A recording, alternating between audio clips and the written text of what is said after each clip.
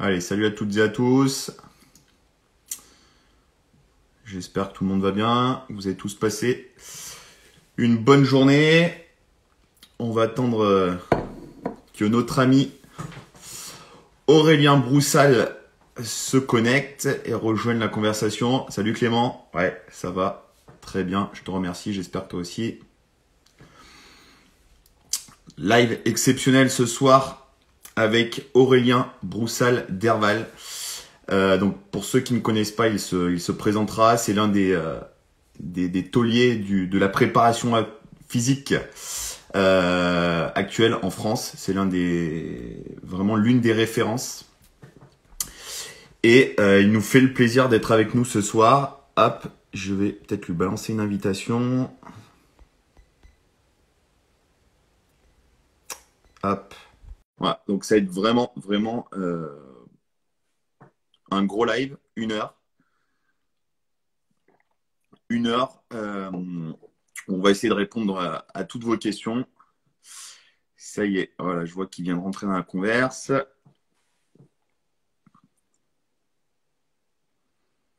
On va attendre qu'il se connecte. Donc, grosse chance de pouvoir l'avoir parmi nous ce soir, parce que vous imaginez bien qu'un mec de ce calibre a pas forcément beaucoup de temps disponible et il nous fait l'honneur d'être parmi nous ce soir. Donc, c'est vraiment top. Hop. Aurélien, je ne sais pas si tu as reçu l'invitation. Je viens de t'envoyer l'invitation là. Je ne sais pas si tu as pu la rejoindre. Voilà. On va attendre que tout le monde se connecte. Merci à toutes et à tous de rejoindre ce live. Ah, petit souci. Hop, on va envoyer l'invitation.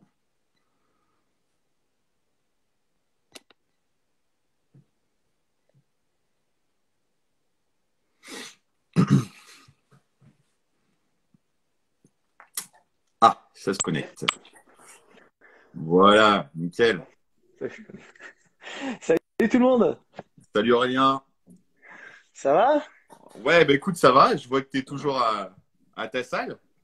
Ouais, ouais, toujours, on finit là. Je vais me terminer une séance là, donc ça enchaîne bien, bon timing. Eh ben écoute, c'est nickel. Hop, Bon, donc c'est cool, merci. on a fini Bonjour à par réussir à s'organiser Ouais, ça n'a pas été simple. pour ce Ça n'a pas petit été live. simple parce que ça fait déjà un Ouais, petit moment qu'on essaye de prévoir ce live. On a repoussé parce qu'on avait prévu de peut-être l'organiser lorsqu'il y aurait un éventuel confinement.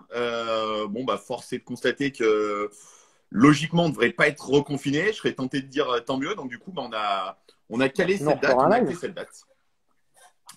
Voilà. Donc, ouais, pas Et en même facile temps, parce c'est que je sais couvre-feu, quand. normalement tout le monde est coincé, donc c'est bien quand même. Ouais, ouais. Donc c'est pour ça on va en profiter. Normalement, il y a pas mal de gens qui doivent être chez eux et on va essayer pendant 1 heure du coup d'échanger, de leur apporter pas mal de contenu. Donc bonjour à toutes et à tous ceux qui rejoignent la conversation. On va commencer déjà pour ceux qui ne te connaissent pas, rien. Je vais te laisser te présenter pour ceux qui ne connaissent pas. Je pense qu'ils ne doivent pas être nombreux parce que, comme je le disais juste avant que tu te connectes, tu fais partie de l'une des références du monde de la préparation physique en France et même à l'étranger. Donc, je te laisse te présenter et puis ensuite, on pourra attaquer. Et ben c'est gentil, ouais, c'est cool. Bah écoutez, voilà, Aurélien Broussal-Derval, préparateur physique professionnel, je travaille dans le haut niveau depuis longtemps. On compte plus, on compte plus. Voilà, formateur. J'essaie de vulgariser depuis quelques années aussi. J'ai fait quelques bouquins sur l'exercice, donc, un site web aussi, et que je suis assez actif sur les réseaux, notamment dans le podcast, dans lequel est venu, est venu notre ami, et que c'est là qu'on s'est rencontrés d'ailleurs. Hein, Exactement. tu vois, c'est là qu'on s'est rencontrés. Donc le podcast, grosse action de vulgarisation là-dessus, avec vraiment un projet de partager de la connaissance. De la connaissance accessible, euh, voilà, qui fasse un peu le pont entre les sciences du sport qui sont un peu opaques et un peu complexes à maîtriser et sur lesquelles c'est difficile de faire de la veille, et puis le terrain, quoi. Le terrain toujours. Voilà, à côté de ça, je suis directeur des formations à la Fédé d'haltérophilie musculation. Donc j'œuvre un peu sur tous les plans effectivement de mon métier, qui est à la base quand même préparateur physique, conseiller en sciences du sport. Et ben voilà, merci de venir nous écouter, c'est cool. Écoute, merci à toi. Comme je le disais précédemment, c'est vraiment un plaisir et un honneur de pouvoir partager ce live avec toi. C'est vrai qu'on s'est rencontrés au mois de juin dernier. On a eu l'occasion d'enregistrer un podcast ensemble sur la préparation physique sur les jeunes et plus particulièrement chez les très jeunes, puisque c'est mon corps de métier finalement, à moi en tant qu'entraîneur et en tant qu'également préparateur physique, puisque moi en tant qu'entraîneur de gym, je suis entraîneur mais également préparateur physique. C'est ce qui fait un petit peu la particularité de mon job.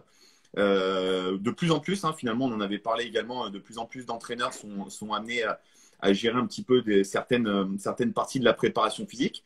Et du coup, bah, j'avais été très honoré de pouvoir partager un podcast avec toi et pouvoir échanger à ce sujet-là.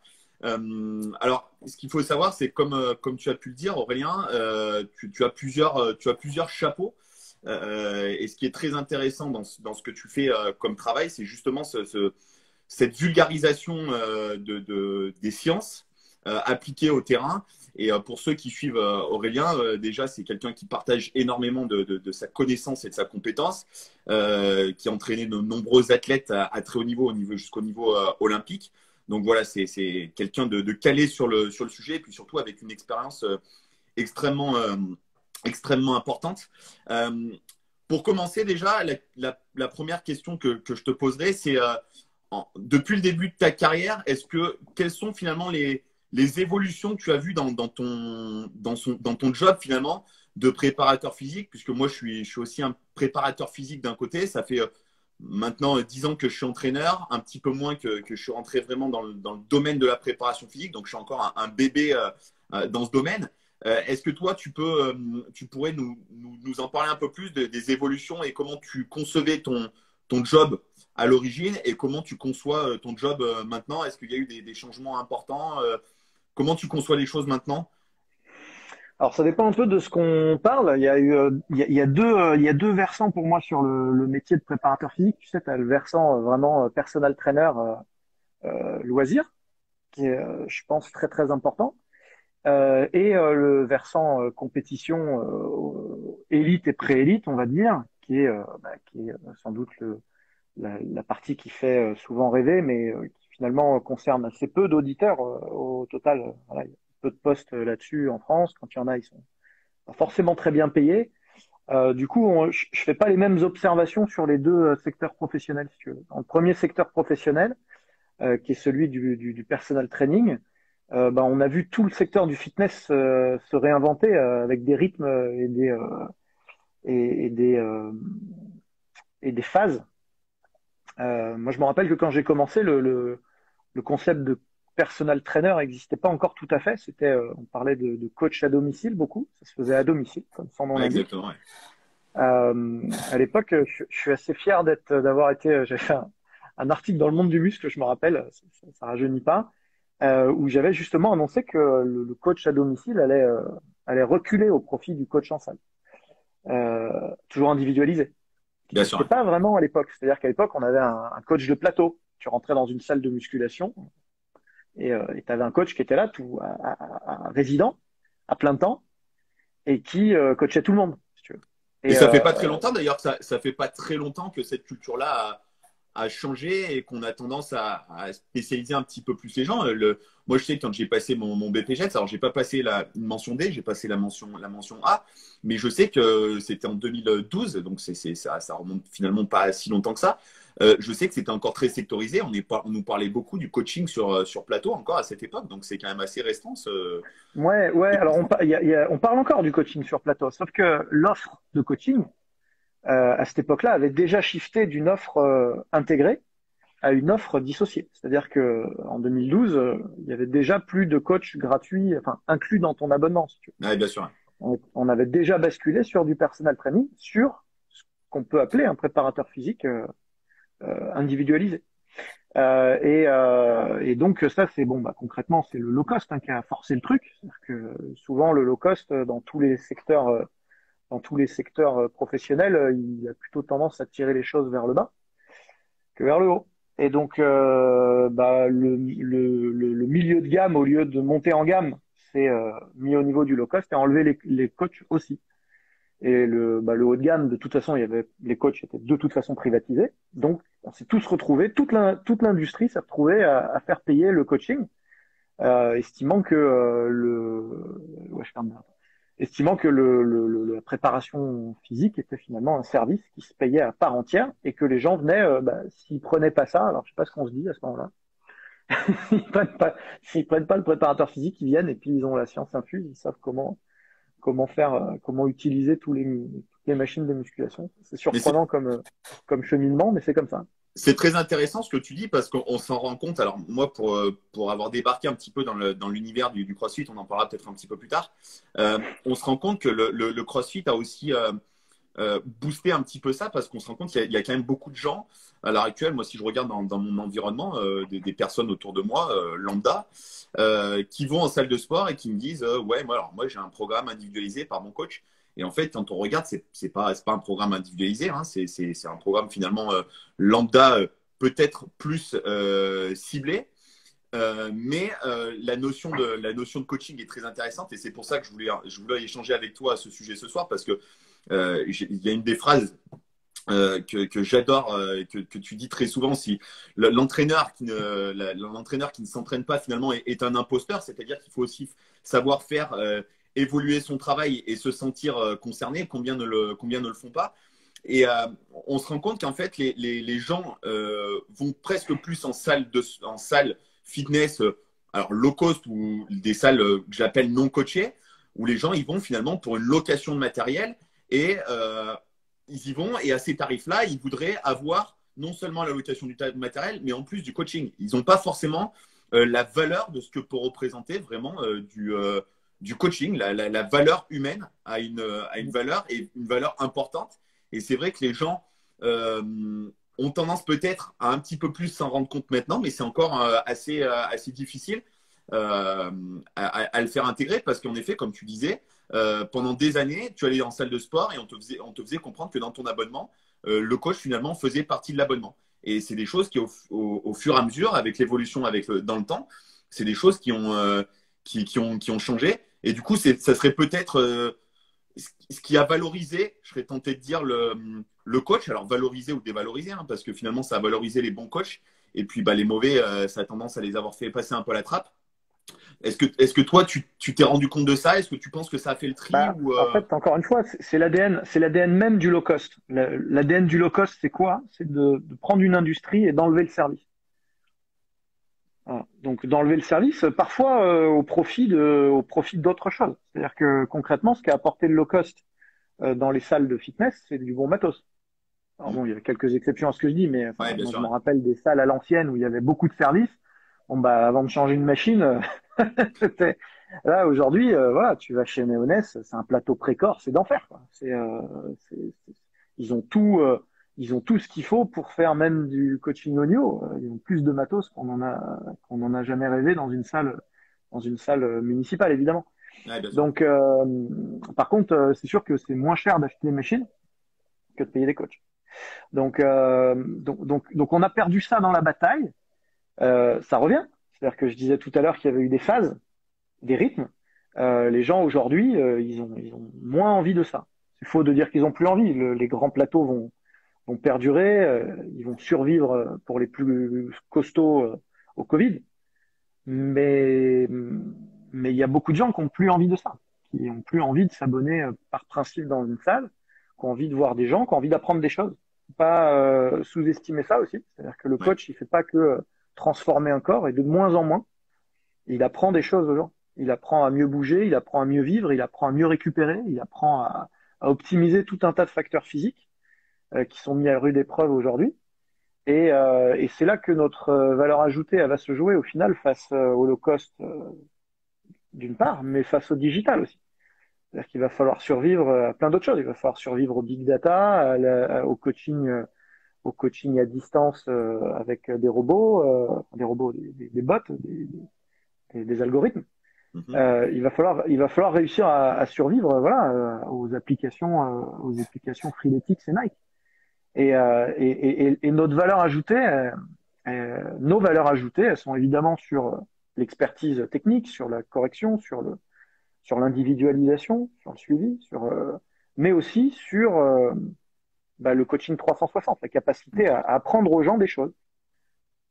Ouais, c'est vrai que tu en as parlé sur un de tes derniers podcasts, je crois, c'était sur, il me semble que tu recevais quelqu'un j'ai plus en tête la personne que tu recevais, où vous expliquez justement c'est l'évolution du coaching pendant le Covid, notamment la prise en charge du coaching en ligne, etc. Et c'est vrai que cette notion de coaching à 360, comme tu dis, l'aspect arriver à motiver les gens, arriver à les tenir au cœur de leur pratique, c'est sans doute ce qui fait la différence aujourd'hui, parce qu'on se rend bien compte que finalement le monde du coaching de manière globale évolue, progresse par les différentes formations. Les coachs sont de plus en plus formés, etc. Et maintenant, ce qui fait la différence, justement, c'est la capacité à interagir finalement sur les différentes facettes de la performance. Alors, quand je parle performance, attention, c'est pas le résultat sportif en tant que tel, mais tout du moins coacher la personne à atteindre le sommet de sa propre performance et des objectifs qui ont été fixés. Parce qu'on sait très bien qu'il y a des gens qui se fixent des objectifs de performance sur le plan sportif, mais il y en a d'autres, ça sera peut-être sur de la performance, comment dirais-je, construction de l'humain en tant que tel, d'autres plus dans la définition physique en elle-même. Donc voilà, le coaching, je pense que c'est ça. Et il y en a beaucoup qui pensent que être préparateur physique ou être coach aujourd'hui, c'est faire performer un athlète. Mais c'est pas que ça, parce que faire performer un athlète, mais le faire performer sur 4 ans, si je prends l'exemple d'un cycle olympique, et le faire performer sur 16 ans, sur 4 cycles olympiques, on sait très bien que là, c'est pas juste la progression physique et technique qui va rentrer en compte, c'est des aspects motivationnels, c'est des aspects variété dans l'entraînement. Je sais que toi, tu es très orienté là-dessus, sur la variété des outils, sur la variété des stimulations, toujours apporter quelque chose de nouveau dans l'entraînement. Est-ce que tu penses qu'aujourd'hui, ça, c'est quelque chose qui est facilité avec les nouvelles technologies, avec l'environnement sociétal dans lequel on vit, ou est-ce que finalement, ça dépend plus du coach en lui-même et de sa personnalité? Quel est le plus important selon toi? Est-ce que ça va être plus la personnalité? Si je reprends le début de ton raisonnement, si tu veux, la performance, il faut pas se tromper, il faut pas se tromper de cible. Et c'est pour ça que j'ai commencé par tout de suite faire une distinction forte entre les deux aspects de notre métier. L'aspect loisir, mais qui est plus large que ça en fait, parce qu'il revêt de plus en plus des côtés lifestyle et sport santé, et l'aspect haute performance. C'est deux choses qui n'ont rien à voir, et le problème c'est qu'effectivement, je te rejoins, beaucoup de gens prennent le métier par le bout de la haute performance, qui est un leurre. C'est lâcher la proie pour l'ombre, si tu veux. On se trompe complètement si on fait ça. On se trompe de méthode, on se trompe de chemin, on se trompe de philosophie, on se trompe de raison. La performance, c'est une fin en soi. C'est-à-dire que concrètement, à un moment donné, on a fait la perf et puis après. C'est-à-dire qu'on amène les gens, parce que même sans parler du haut niveau, il y a des gens qui vont venir vous voir pour préparer le marathon de Paris, par exemple. C'est une performance, tout aussi honorable que n'importe quelle médaille olympique. C'est juste ramener à un niveau différent. Mais qu'est-ce qui se passe une fois qu'on a fait le marathon? Tu vois, on a, je pense, une mission qui va bien au-delà. Alors, ça fait partie des jobs. C'est-à-dire que si le mec il vient vous voir ou la nana elle vient vous voir avec ce projet-là, elle dit voilà, dans 1 an, j'ai le marathon, c'est mon projet, on me prépare à ça. Très bien, bon, voilà. Mais c'est quand même une minorité des gens qui nous sollicitent. Les gens qui nous sollicitent, ils veulent souvent ils veulent être beaux, plus beaux, mieux se sentir en tout cas dans leur basket, ils veulent être en bonne santé. Ils veulent se libérer, ils veulent se défouler, ils veulent se socialiser. Enfin, ils veulent tout sauf au final véritablement faire des performances. Ce que nous on recherche. Finalement, ils veulent tous que finalement, je serais tenté de dire, on en avait discuté, hein, c'est 90% des coachs qui veulent se focaliser sur la performance. Et je rebondirai juste, je fais une petite parenthèse, mais combien combien de fois, moi, j'ai pu entendre en formation, vous faites vous faites que un diplôme d'animateur.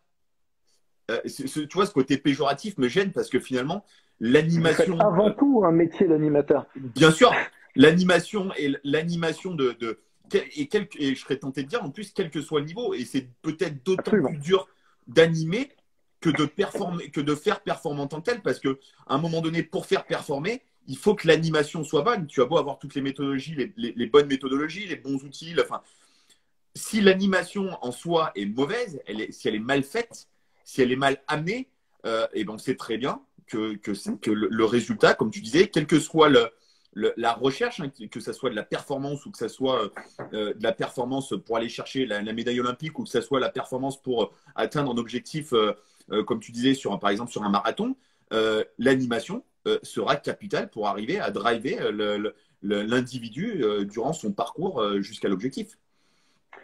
Ouais, ouais, je suis assez persuadé que ça manque beaucoup, de plus en plus d'ailleurs.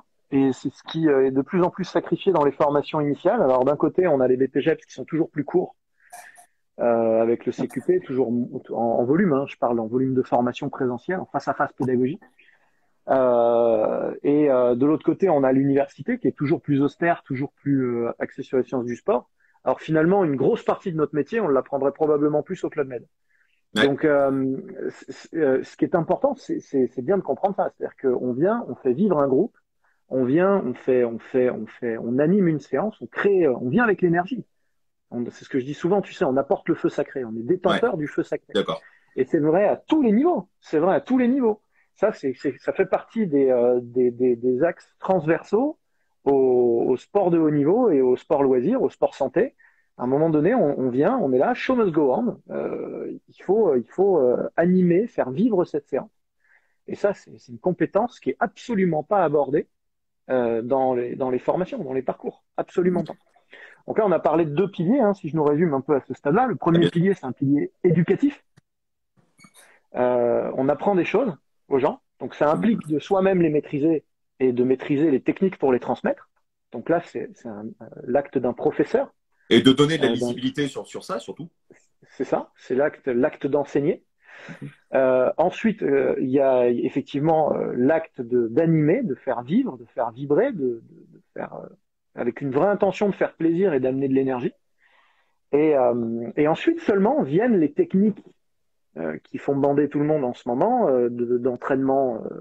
d'entraînement fine, de méthodologie d'entraînement, de planification. Donc je sors mon remake de mon webinaire ces jours-ci, petit placement produit en passant.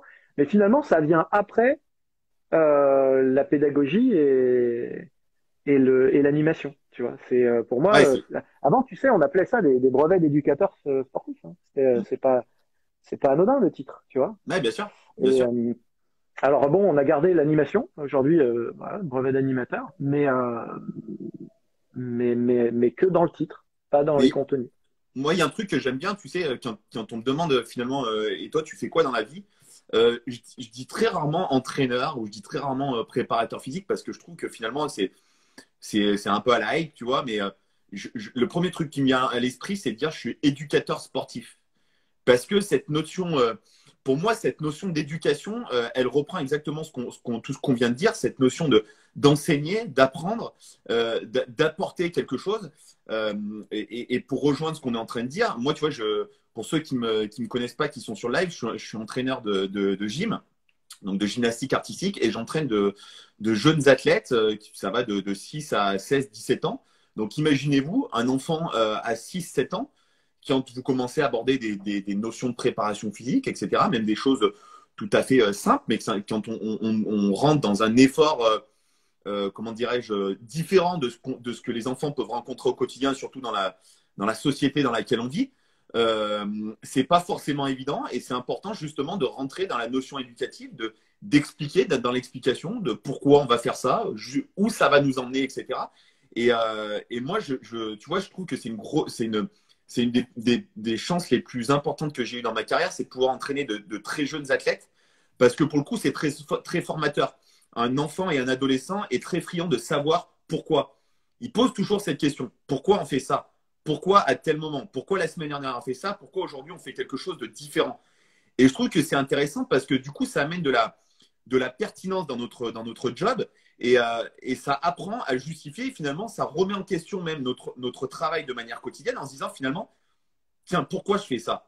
Est-ce que ça, finalement, la question que ce gamin va me poser à cet instant, est-ce qu'elle est pertinente? Est-ce qu'elle est intéressante? Est-ce que finalement, ça ne remet pas en question le boulot que je suis en train de faire? Donc ça, c'est absolument incroyable. Donc cette notion d'éducation, d'éducateur sportif, elle prend en effet toute sa dimension et qui plus est dans un sport qui est le mien, celui de la gymnastique, où on est dans un sport qui est extrêmement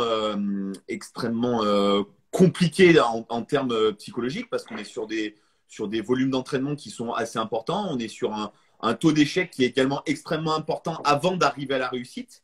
Donc c'est vrai que c'est intéressant cette notion d'éducation et de faire comprendre l'intérêt du travail qu'on met en place. Et je pense que, comme tu disais, hein, finalement, la meilleure des formations serait d'aller en Club Med. Et ça me fait rebondir sur une coach là, de CrossFit qui s'appelle Jessica Vetter et qui expliquait dans un podcast et qui disait, moi, la meilleure formation que j'ai eue, donc coach de CrossFit, honneur d'une boxe, et elle expliquait, elle disait, moi, la meilleure formation que j'ai eue dans l'univers du coaching, c'est d'être GO au Club Med. Parce que justement, Ah, c'est intéressant qu'elle dise ça. Ça m'étonne pas. Ça m'étonne cette pas. notion d'animation, finalement d'avoir des gens qui viennent là faire le cours d'aquagym le matin à 10h30, mais qui n'ont pas plus envie de faire de l'aquagym que ça, et de les faire repartir avec le sourire et de les revoir le lendemain dans la piscine, à nouveau en train de faire le cours d'aquagym, alors que c'est quelque chose qu'ils n'avaient absolument jamais fait avant. Bien sûr que c'est une mission et je pense que c'est la plus grosse des missions. Moi, c'est quelque chose auquel je suis confronté quotidiennement. Finalement, c'est d'avoir des gamins à 6-7 ans. Un gamin, il vient pas à la gym parce qu'il s'est un passionné de gym. C'est parce que ses parents l'ont mis dans l'activité. Alors, forcément, ils y trouvent un semblant d'intérêt. Mais en tout cas, de la mission de faire revenir un gamin tous les jours à l'entraînement, même dans les moments où ça a été difficile, Mm. là, c'est une sacrée mission. Et là, le rôle d'animation C'est et le marrant ce que rôle tu dis parce que tu vois, c'est un des trucs qui m'a toujours interpellé. Bon, ça fait des années que par ailleurs j'ai aussi des centres sportifs. Hein. Avant j'avais les cercles tissés. Aujourd'hui, je suis fondateur d'une salle qui s'appelle Fit Station. Et je me suis toujours posé ces questions-là de me dire mais comment on se remet pas en cause à ce point-là? C'est-à-dire que quand on parle avec les collègues, les coachs, ça m'est jamais arrivé de rencontrer quelqu'un, jamais. Ça ne m'est jamais arrivé de rencontrer quelqu'un qui me dise, putain, j'ai des gens qui arrêtent la prépa physique. Qu'est-ce que je peux faire de mieux pour que ils continuent? À chaque fois, c'est ah, il y a un gros turnover, les gens ils font 3 mois, un an, et puis après ils ouais. arrêtent, ils disparaissent. Alors évidemment, on va pas non plus s'auto-flageller tout le temps. Hein. Clairement, les gens sont ce qu'ils sont, mais c'est quand même incroyable. C'est le seul secteur professionnel de service que je connaisse où on se pose pas la question de la responsabilité qu'on peut avoir dans ça.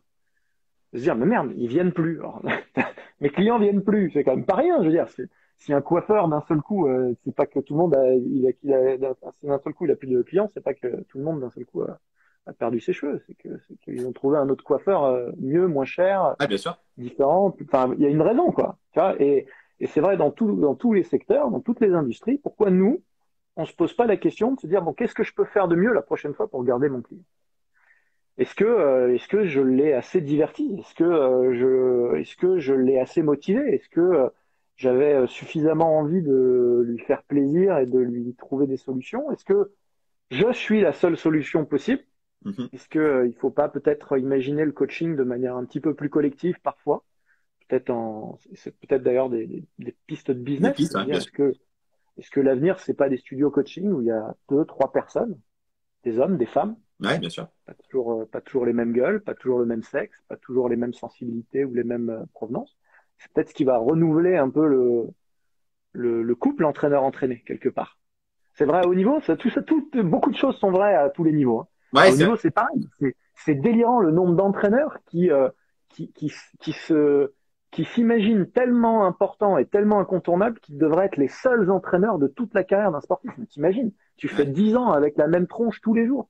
c'est Même si incroyable. c'est le même entraîneur même si c'est le meilleur entraîneur de la Terre, mais à un moment donné, tu as envie de changer, tu as envie de voir autre chose, tu as envie surtout quand tu es jeune, tu vois, et je comprends pas que les gens travaillent pas plus en staff, quoi. J'ai Ouais, jamais eu de problème avec ça, hein. J'ai toujours été très clair avec mes athlètes. J'aurais toujours dit, moi, de toute façon, je suis là pour t'aider. Je suis de passage. ouais, Il y a un attachement émotionnel à l'homme, mais pas au projet. ouais, OK? je suis d'accord. Donc, le projet, c'est ton projet. Et il y Et a beaucoup donc, d'entraîneurs. Il y a beaucoup d'entraîneurs. Je me permets de rebondir sur ce que tu dis. C'est vrai qu'il y a beaucoup d'entraîneurs et de coachs qui. Alors, je sais pas si c'est, si tu veux, par effet de dire, moi, je vais faire un effet miroir. En fait, finalement, j'ai peut-être loupé quelque chose moi en tant qu'athlète, et je vais vivre à travers les athlètes que je coach, etc., en fondant tous mes espoirs sur l'athlète que j'entraîne. Et tu vois, c'est une question que je me suis souvent posée, et je me suis dit, moi, le jour aujourd'hui, je suis en train de faire ma transition entre athlète et entraîneur, et c'est quelque chose que je me rends compte, c'est que je me dis, moi, aujourd'hui, je coach, mais je suis serein dans ma manière de coacher parce que j'ai atteint finalement tous mes objectifs, tous les désirs que j'avais en termes d'athlète. Et du coup, je sais que je ne retranscrirai pas ma frustration sur les athlètes que j'entraîne. Et ça m'est arrivé hein, de perdre des gyms, etc., parce qu'ils partent dans d'autres clubs, parce qu'ils arrêtent, parce qu'ils changent de sport pour des raisons diverses et variées, hein. Après, tu te remets en question. Moi, le gros avantage que j'ai, c'est que je suis en associatif. Une grosse partie, je suis dans le domaine associatif. Donc, si tu veux, si tu n'arrives pas à garder les gens, potentiellement, demain, tu n'as plus de boulot. Donc, c'est un boulot au quotidien. Il faut se renouveler, se remettre en question, etc. Se remettre en question, ça ne veut pas dire tout jeter à la poubelle, mais ça veut dire peut-être aussi être plus pertinent, plus performant, plus analytique dans ce qu'on fait, et remettre en question certains de nos principes aussi sociétaux, parce qu'on voit que la société évolue et on ne peut pas entraîner comme on entraîne aujourd'hui, comme on entraînait il y a 10 ans, ça c'est clair et net. Et je pense que je rejoins la question là, de quelqu'un qui nous posait, si on ne va pas au Club Med, comment on peut apprendre à animer. Moi, je pense que la meilleure source d'animation que j'ai pu avoir, c'est de passer par l'univers associatif, parce que très souvent, on a des gens qui c'est viennent exactement ce là. que je lui ai répondu dans le chat. Ouais, C'est drôle. du coup, j'ai pas checké, mais J'ai répondu dans les clubs. Dans les clubs. l'association, C'est c'est le auprès des meilleur vrais moyen. gens. Ben oui, auprès des vrais gens, à faire des. Et ça va dans les formations initiales, si tu veux. C'est-à-dire que d'un côté, tu as les BPGEPS où on t'apprend uniquement à aller dans les clubs de fitness et à vendre de l'abonnement. Et de l'autre côté, tu as les formations universitaires où on te raconte que tu vas être préparateur physique ou data analyst du PSG, quoi.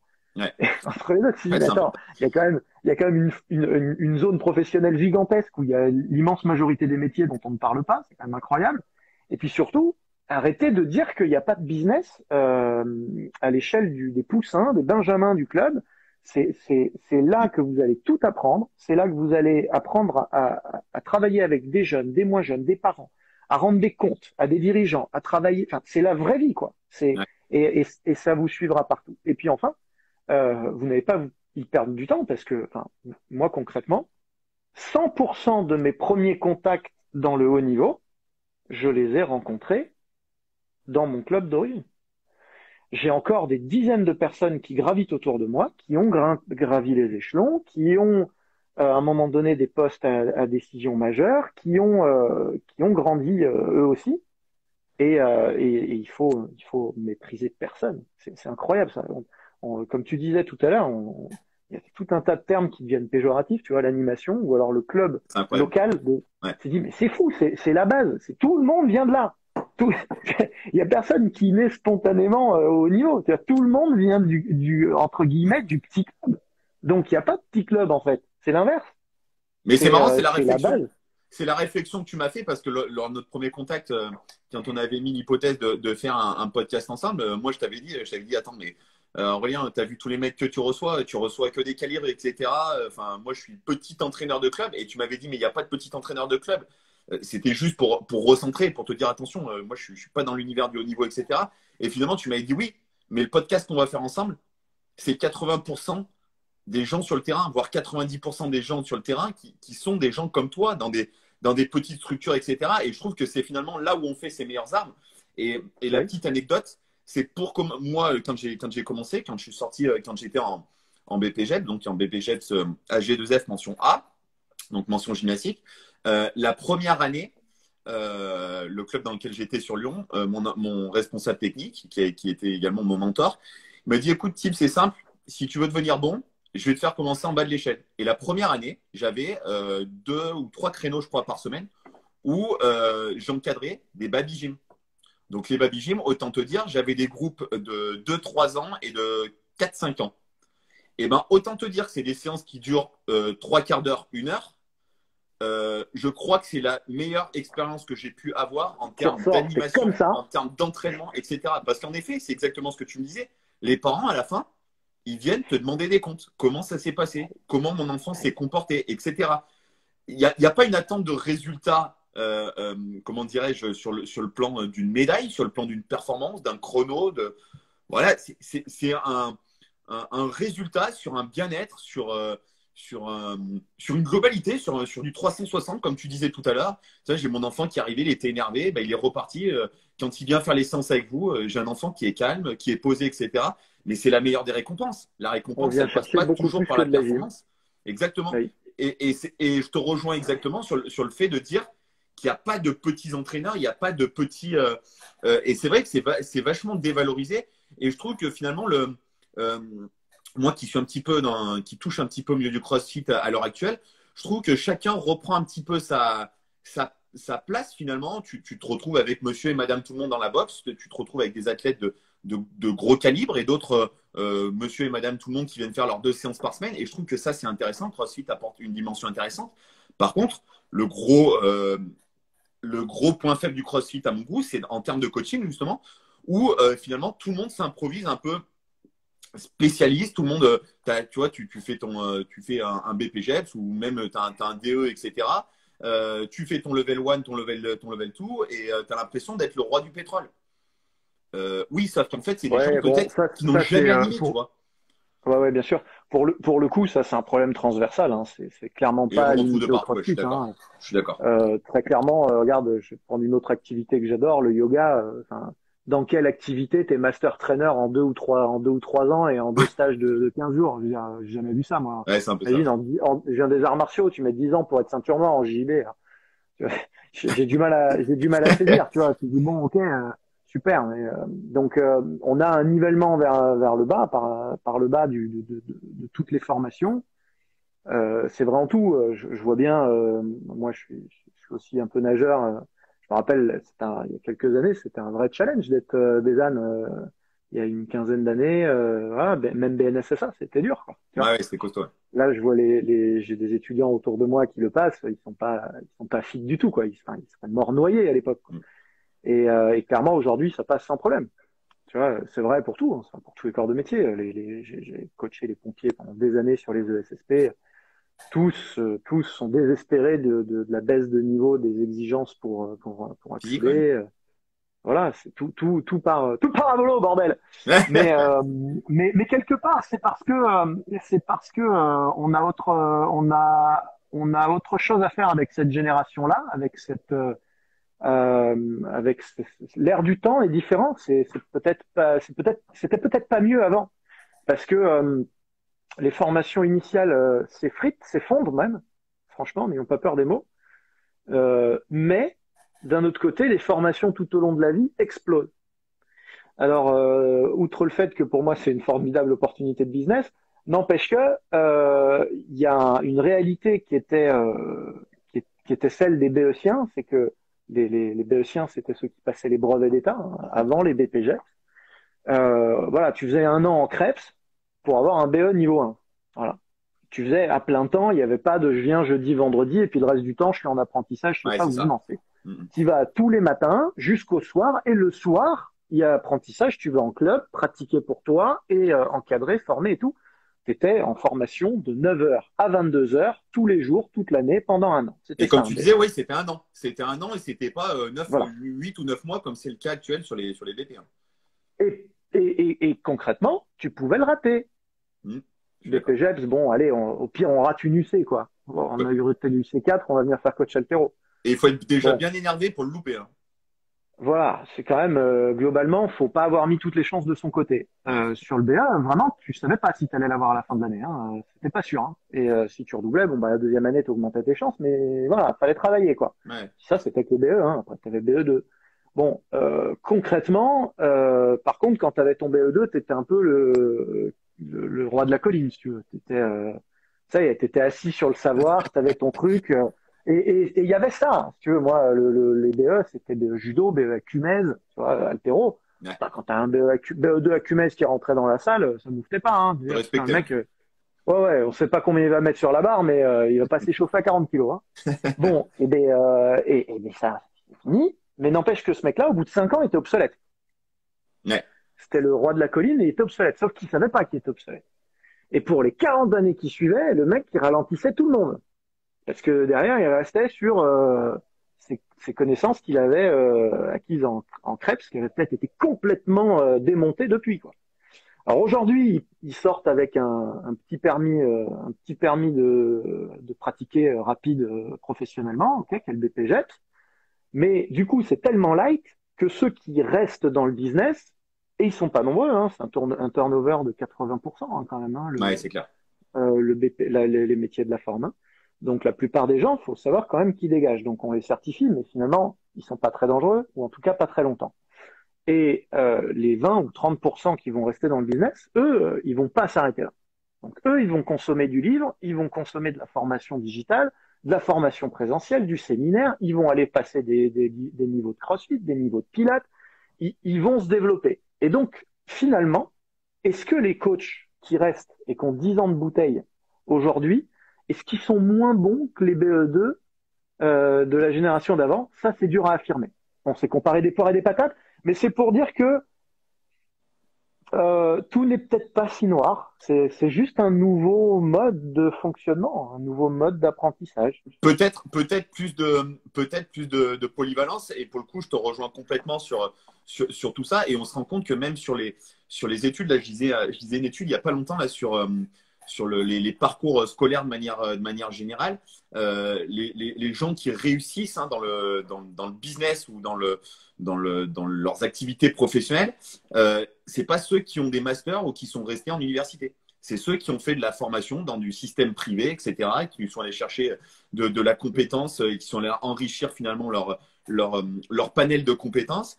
Et tu vois, c'est quelque chose que j'ai souvent l'habitude de dire et que je dis de plus en plus finalement en m'intéressant un petit peu à l'haltérophilie, en m'intéressant, j'ai toujours été un passionné de sport, donc j'essaye d'aller piocher de droite à gauche. Et quand les gens ils me demandent très souvent là, c'est quoi ta méthode de travail?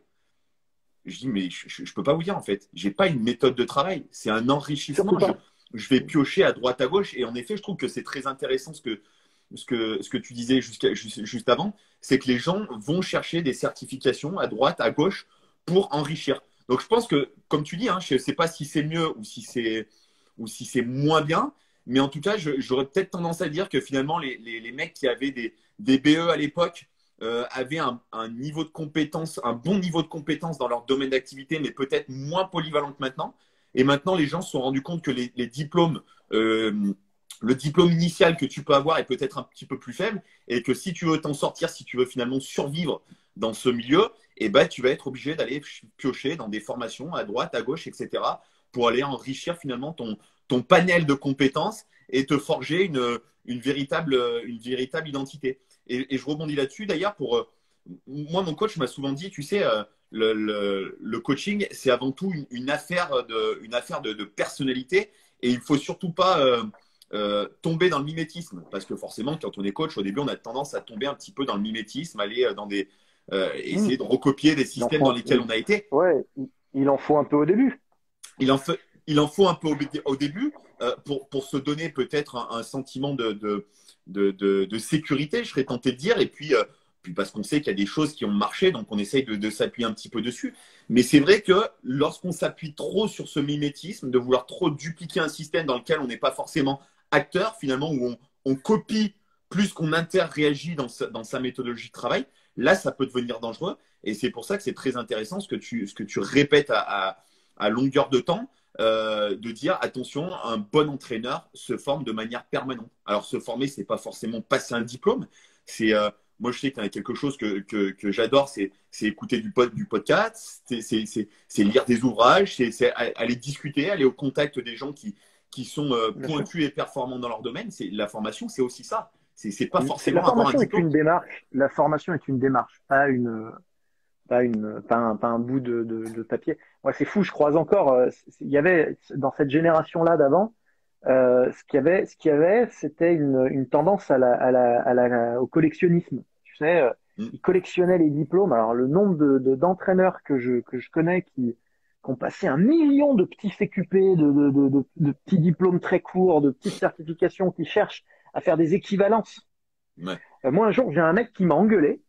Enfin, ça m'arrive assez régulièrement, hein, mais il y en a un qui s'est vraiment fâché parce que je lui ai répondu qu'il n'y avait pas d'équivalence entre un BPGEPS et un brevet fédéral d'haltérophilie. Mm, mm.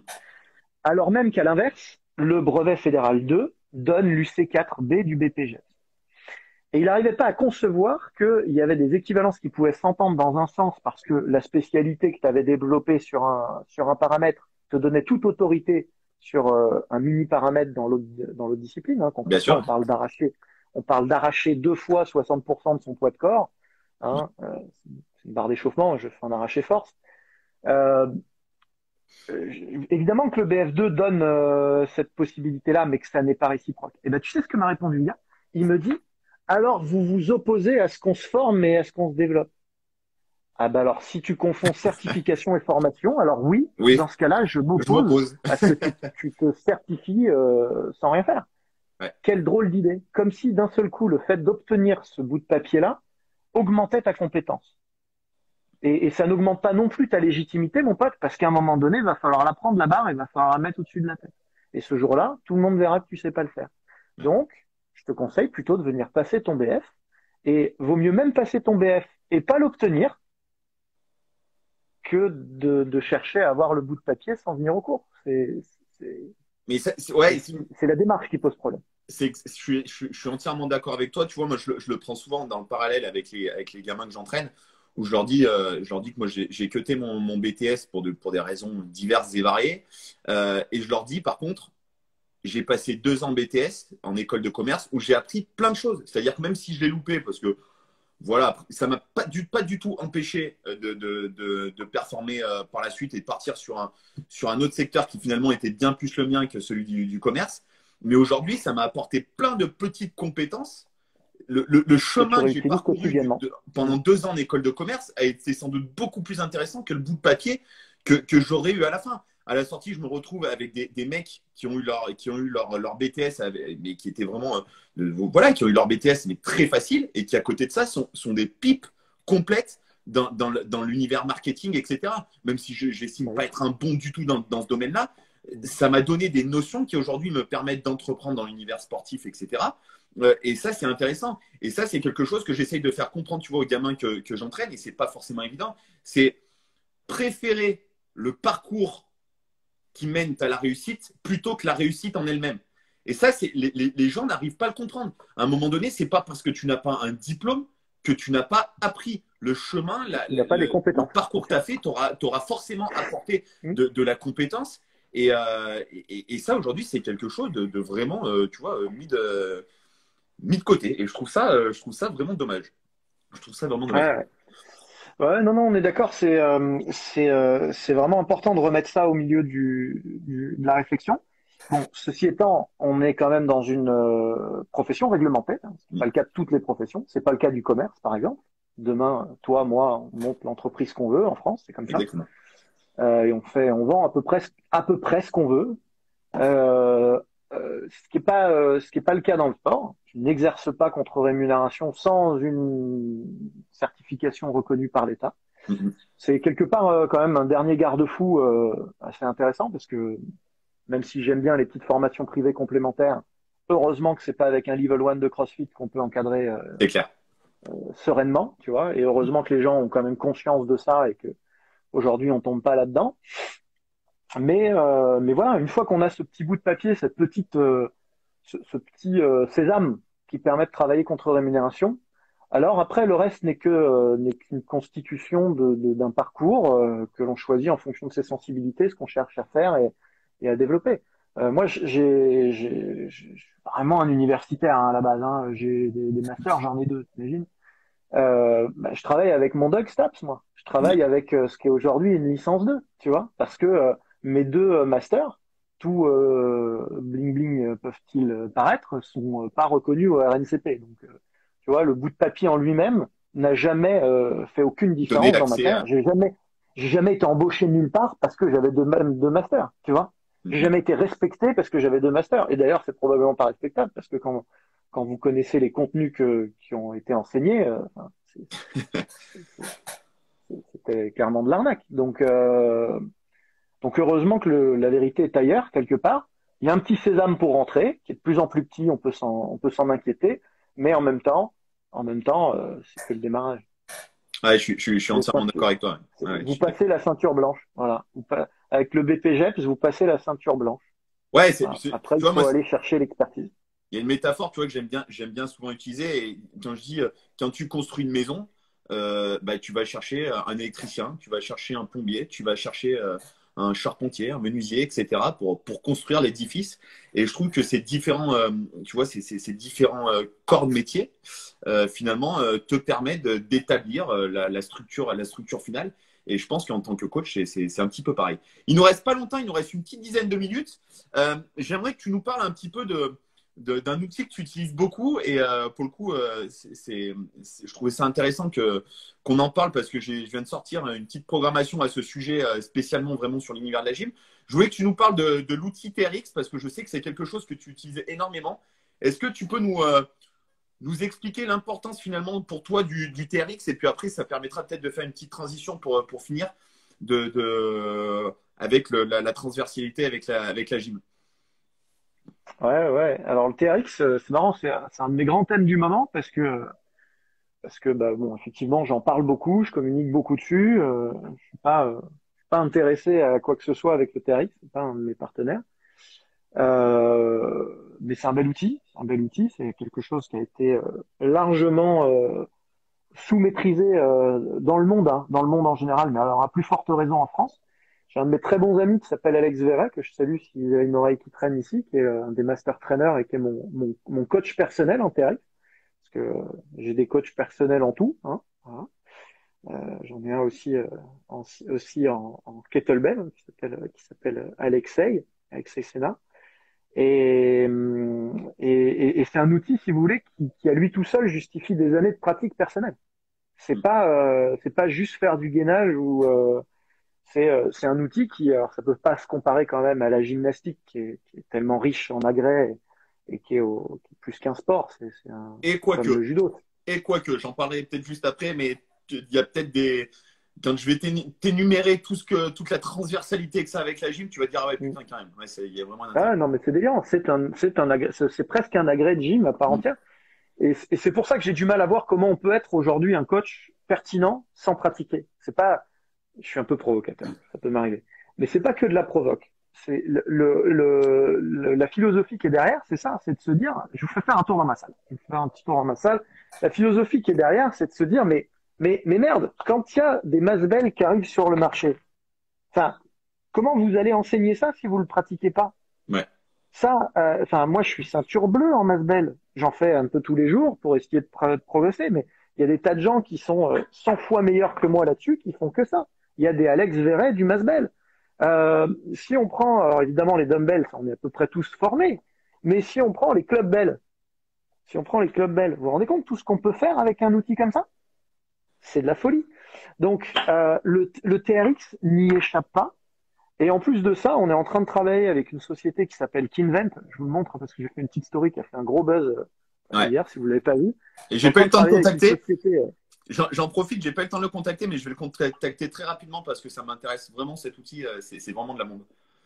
En fait, on est en train de connecter la sangle, tout simplement, pour arriver à avoir un vrai, à effacer le seul point négatif de la sangle, qui est de ne pas maîtriser précisément la charge. C'est-à-dire qu'on ne sait pas exactement combien on charge. Donc, quand on préconise un exercice en 3 fois 8, 4 fois 8 répétitions, par exemple, on coach ce qu'on veut et on parle alors les Américains, ils aiment bien, ils parlent du polygone de sustentation, des Ouais. inclinaisons, Les des classiques. angles et tout, mais c'est de la branlette. On ne sait pas combien on met exactement sur le TRX. Bon, bah là, avec ça, on pourra dire, tu vas travailler. Alors, pas, ça va pas être du 1 RM, mais ça va être une charge d'engagement. Et ta charge d'engagement, c'est ton poids du corps, moins le type d'appui que tu as pris et pondéré par le type de saisie que tu vas appliquer. Mais dans tous les cas, c'est un outil mais tellement riche. C'est-à-dire qu'on va travailler, bah là, celui-là il est encore regardez, il est encore en single end mode. Voilà, donc il est encore préparé pour travailler à une seule main. Déjà, très peu de gens travaillent au TRX à une seule main quand on Ouais. voit dans les salles. Ça veut dire quoi quand on travaille à une seule main? Ça veut dire qu'on peut faire de la force max en TRX. J'ai fait un super podcast sur le sujet avec Alex Verret justement où on parle Ouais, du très, très développement de la intéressant. force maximale en TRX. Les gens ils pensent que c'est que pour faire du gainage en endurance de force en série longue. Pas du tout. C'est un outil qui permet de faire de la force max. C'est un peu plus dur de développer la puissance avec pour le haut du corps, Mm, parce que effectivement, on est toujours en chaîne relativement fermée, sur des tempos assez lents. Bon, il n'y a aucun outil de toute façon qui est l'outil Il est ultime, parfait, ouais. sinon, On est d'accord. déjà ce serait chiant, et puis surtout, on n'aurait pas des salles avec toutes ces machines, etc. Par contre, en termes de travail de puissance des membres inférieurs, c'est un outil antigravitationnel, le TRX. C'est un des outils qui nous permet de décharger le poids du corps pour s'approcher gentiment de paramètres plus proches de la vraie vitesse. On sait faire de la force max, mais on sait pas faire de la vitesse max. Alors, c'est vrai que Donc, c'est un bel outil et je trouve que c'est un super complément parce on en avait parlé un petit peu lors de notre podcast où moi, j'utilise énormément les élastiques. On en avait parlé. Et je trouve en complément sur le développement, en effet, de la puissance, l'élastique était déjà un super outil, mais qui amène certaines contraintes aussi. Et c'est vrai que le TRX apporte ce côté mobilité, mais en même temps à la fois rigidité sur lequel on va pouvoir s'appuyer, se reposer finalement, même si reposer, c'est bien mettre entre guillemets. Et c'est vrai que ouais, j'ai bien compris. c'est un outil qui est fantastique. Moi, je sais que c'est quelque chose que j'utilisais pas. J'utilisais, mais pas énormément avec les gymnastes que j'entraînais jusqu'à présent parce que bah, l'outil TRX avait quand même un certain coût et étant donné que je suis dans une structure club, c'est pas forcément évident. Mais là, il y a d'autres marques qui ont développé des sangles de suspension qui sont tout à fait correctes et qui suffisent moi à mon boulot. Donc, on a investi un petit peu dans mon club et là, je m'en sers de plus en plus. Mais il y a une multitude. Ce qui est en plus super intéressant, c'est qu'on va pouvoir développer la force max, la puissance, des notions de vitesse, des notions de souplesse, de mobilité. Mm. Moi, je m'en sers énormément sur de mise en situation sur du travail technique. Enfin, c'est très sous-estimé, je trouve. Et pour le coup, nous, on connaît l'outil TRX depuis des années. Alors, même si c'est pas l'outil TRX sous sa forme TRX, la marque TRX, mais la sangle de suspension, nous, on s'en servait. On a eu développé pas mal de choses en gym avec les anneaux. Toi, je sais que tu aimes bien le Dual Trainer aussi, qui est un formidable outil Duo, aussi. ouais, Duo Trainer, bah, ils Dual m'ont Trainer, ouais, annoncé qu'ils pardon. avaient arrêté la production, c'est con. Ouais. Mais, C'est ouais, dommage parce ce que sera pareil, ce sera les anneaux. Voilà. ouais, voilà. Après, les anneaux, tu vois, c'est pareil. C'est un truc qui est tellement, mais tellement sous-estimé dans le développement du travail sur le haut du corps. Moi, quand j'entends dire, tu vois, on en avait parlé avec Guillaume lors d'un live que tu connais bien, que tu as eu en formation. Et je lui disais, mais tu sais, moi, j'ai très peu fait de développement avec de la charge parce que c'était pas avec de la charge additionnelle. J'ai très peu fait de développement de la force. Mais avec Ouais, les c'est pas la anneaux, culture. avec les anneaux, faire un dips dans une forme parfaite, on est sur des niveaux de sommation musculaire qui sont absolument stratosphériques. Donc, autant sur le Ouais. développement de la force que sur le développement de l'explosivité, que sur les aspects proprioceptifs de la mobilité de l'outil, que ce soit des anneaux ou le TRX, c'est un outil absolument fantastique. Fantastique.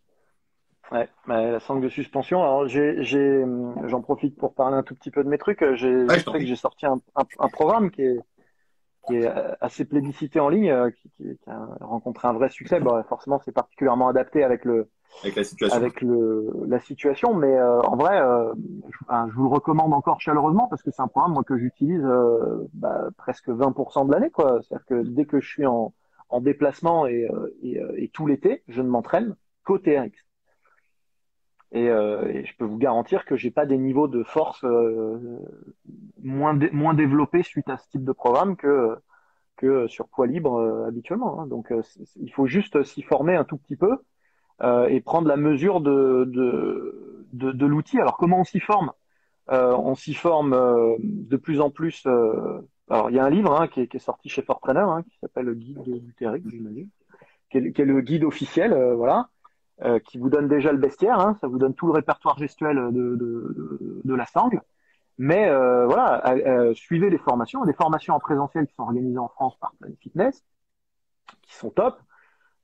Et puis après, je sais que pour ceux qui parlent anglais, il y a des formations digitales maintenant qui sont déployées en ligne et qui vont vous permettre de vraiment découvrir cet outil et de vous y former.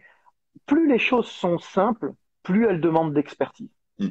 Et ça nous arrange parce que au final, une sangle ne se suffit pas à elle-même. Il faut autour y greffer l'éducation.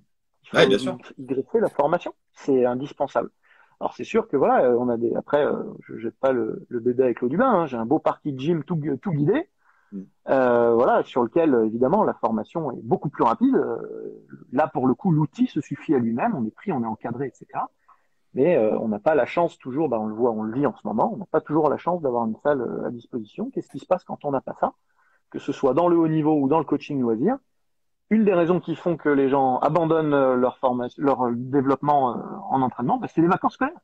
Mm. Donc si tout C'est le vrai. monde part avec une petite sangle à 20 balles dans le sac, avec un petit programme et puis des petites visios régulières sur un forfait été, par exemple, bah, non seulement on crée du business à court terme, c'est-à-dire que c'est de l'argent qu'on prenait pas Ah bon? quand les gens partaient en vacances, mais en plus de ça, on augmente nos chances que les gens reviennent. Ouais, et puis moi, ce que je trouve très intéressant dans cet outil, c'est qu'il y a une notion aussi, il y a un côté assez ludique à cet outil. Et puis comme tu disais, hein, c'est quelque chose qui a été très longtemps sous-estimé. La sangle de suspension, c'était un peu le truc un peu bling bling, le truc, tu vois, un peu à la mode, on ne savait pas trop. Mais les gens ne se rendent pas forcément compte du panel de qualité que ça peut développer, hein, que ça passe de la force de préhension, que ça passe. Tu vois, moi, quand je vois des gens qui me disent ouais, mais tu sais, moi, faire un simple tirage avec le TRX, j'ai beau me mettre sur le dos, le tirage, je dis maintenant, tu vas chercher à mettre de l'intention, de l'intention dans la façon dont tu vas tenir la poignée, dont tu vas serrer, dont tu vas générer de l'énergie. Et on arrive à des choses qui sont complètement différentes. Et il y a des gens qui Tu vas t'appuyer redécouvrent sur la ta sangle dessus. sangle, tu vas baisser tes omoplates, faire un crush grip, Ouais, travailler sur ta exactement. respiration, mettre un tempo excentrique fort, peut-être même travailler à une seule main, et puis bah tu vas te rendre compte qu'en fait C'est. ton tirage barre sur banc, bah finalement tu le subissais beaucoup plus que ce que tu imaginais. Mm. Et finalement, c'est la sangle qui va peut-être t'obliger à trouver des outils que tu vas réutiliser après sur barre, voire sur machine guidée, pour tirer mieux de moins en termes C'est de vrai. contraintes mécaniques. Ouais. Et moi, la sangle, personnellement, m'a fait passer un niveau technique en d'autres choses. La Il y a, sangle et le kettlebell. il y a cette notion, en effet, de transférabilité qui est absolument incroyable. C'est vraiment un super outil. Vraiment un super outil. Ok. Eh bien, écoute, on a bouclé notre heure. Aurélien, je te Et remercie voilà. encore 1000 fois. On n'a peut-être pas pu répondre à toutes les questions. N'hésitez pas, hein, si vous avez des questions, à les poser. Ah, je À nous crois les que poser, j'ai hein. pas été mauvais, moi, hein. Je crois que Ouais, t'as j'ai répondu. peut-être pas tout vu, mais il me semble que j'ai pas été mauvais. Ouais, ouais, ouais. Après, il y en a qui n'ont pas forcément posé des questions, qui ont interréagi. Mais en tout cas, si vous avez des questions auxquelles on n'a pas forcément répondu, n'hésitez pas à nous les poser en DM. On s'y fera un plaisir d'y répondre. Aurélien, encore merci 1000 fois. On se tient au courant par rapport au projet dont on a parlé. Il y a peut-être des choses qui vont s'organiser dans les semaines et dans les mois à venir. On vous tiendra sans doute au courant. 1000 fois merci encore de nous avoir donné un peu de ton temps. Et puis merci à toutes et à C'était tous avec ceux un qui grand ont. plaisir. C'est cool. Merci d'être venus nombreux comme ça. C'était chouette. Ouais, c'était vraiment bien. Il y avait vraiment du monde. Ça a vraiment suscité de l'intérêt. Donc merci à toi encore. Le live sera en replay. Il n'y a pas de problème. Ça sera sur ma page. Je te l'enverrai Aurélien également si tu veux le repartager. Et puis il sera Évidemment. également sur ma page YouTube. Voilà. Merci à Allez, toutes et à salut les tous. amis. Je vous souhaite une très bonne Entraînez-vous, soirée. formez-vous. Merci Aurélien encore. À Ciao. bientôt. Salut Thibaut. Bye bye. Salut.